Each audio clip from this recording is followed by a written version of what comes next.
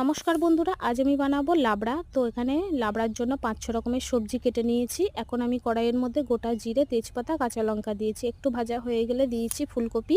ফুলকপিটা হালকা ভেজে নিয়ে দিয়ে দেবো বাকি সব সবজিটা ভেজে নেবো লাল করে। তারপর আমি 10 মিনিট ঢাকা দেবো। 10 মিনিট পর ঢাকাটা খুলে আবারও একটু ভেজে নিয়ে দিয়ে দেবো আদা আর দেবো এখানে কাঁচা লঙ্কা বাটা। এখন আমি বড়িটা ভেজে নেবো লাল করে। তো সব কিছু দিয়ে কষিয়ে নেবো সবজিটা। তারপর দেবো এখানে পরিমাণ মতো হলুদ আর 1.5 চামচ জিরে গুঁড়ো, 1 চামচ ধনে গুঁড়ো। সব কিছু কষানো হয়ে গেলে দিয়ে দেবো পরিমাণ মতো জল আর দেবো স্বাদ মতো লবণ আর দেবো এখানে 1 চামচ চিনি। উপর থেকে ভেজে রাখা বড়িগুলো দিয়ে 20 মিনিট ঢাকা দিয়ে রান্না করে নেব। তারপর একটু শুকনো শুকনো হয়ে আসলে উপর থেকে ধনেপাতা কুচোনো, ভাজা জিরের গুঁড়ো ছড়িয়ে একটু নাড়িয়ে চাড়িয়ে লাবিয়ে নেব। তো 5 মেশালি সবজির লাবড়া আমার রেডি। রেসিপিটা যদি ভালো লেগে থাকে লাইক, কমেন্ট, শেয়ার ও সাবস্ক্রাইব করে আমার পাশে থাকবে।